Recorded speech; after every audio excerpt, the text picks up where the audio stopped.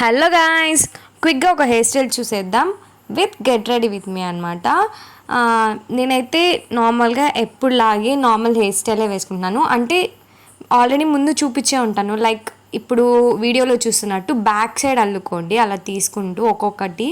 Like అలా చేస్తే కనుక నా సిల్కీ హెయిర్ కాబట్టి కనిపించట్లేదు, బట్ నార్మల్గా ఎవరికైనా నార్మల్ హెయిర్ ఉంటే కనుక మంచిగా కనిపిస్తుంది అది అనేది.